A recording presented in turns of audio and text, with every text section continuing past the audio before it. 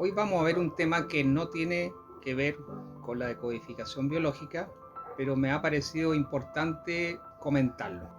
Lo he llamado la desintoxicación medicamentosa progresiva. ¿Qué tal, amigos? Soy Ricardo Bacareza Echeverry, médico de medicina interna y decodificador biológico. ¿Qué es lo que es la desintoxicación medicamentosa progresiva?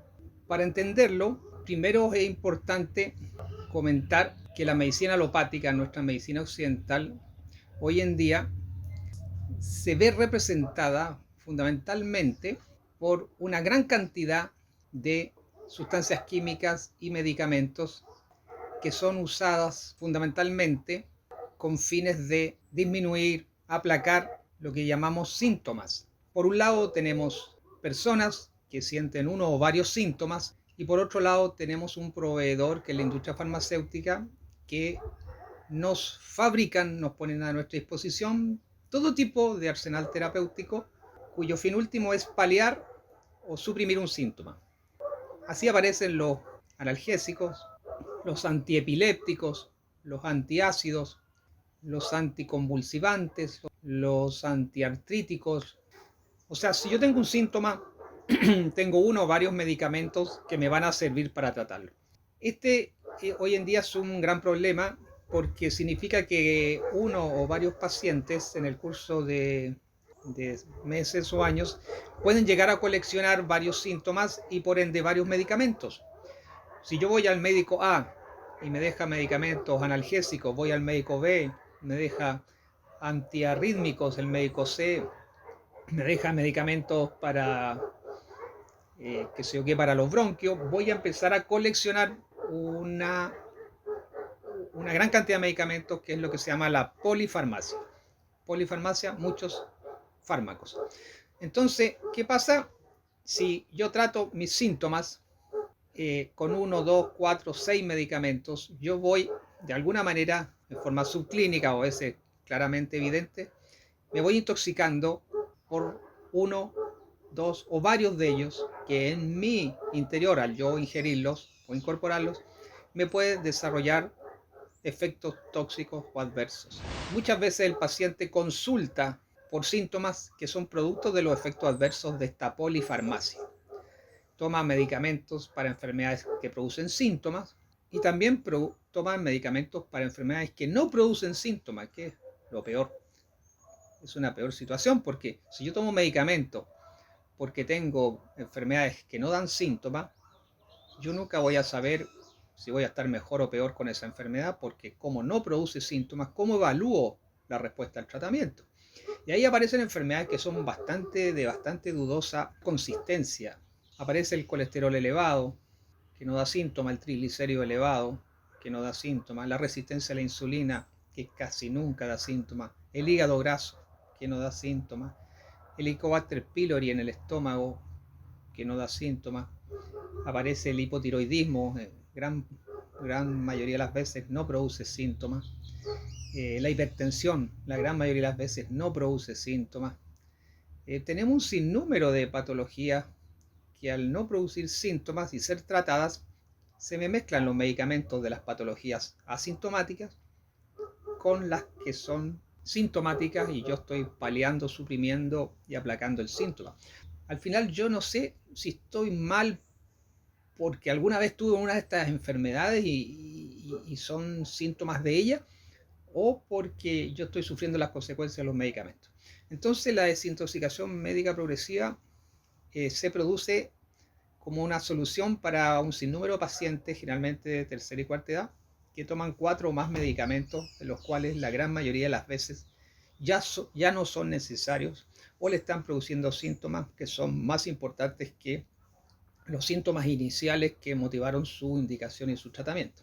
Es así como medicamentos para prediabetes como metformina, medicamentos para la hipertensión como el amlodipino, el losartán, el enalapril, medicamentos antiarrítmicos como la amiodarona, la digoxina, el bisoprolol, o medicamentos para bajar el ácido úrico como el allopurinol, medicamentos que se dan a veces como protectores hepáticos, para el hígado graso. Hay un sinnúmero de medicamentos que uno debiera indexarlo en el listado del paciente y evaluar realmente su utilidad. ¿Por qué? Porque estas intoxicaciones médicas por polifarmacia pueden llegar a ser fatales. Por ejemplo, los hipotensores determinan que el paciente ande permanentemente con sensación de frío, con mareo, con alzas bruscas y bajas bruscas de la presión, se levantan a medianoche, generalmente se marean, pierden el equilibrio, pueden caerse y golpearse.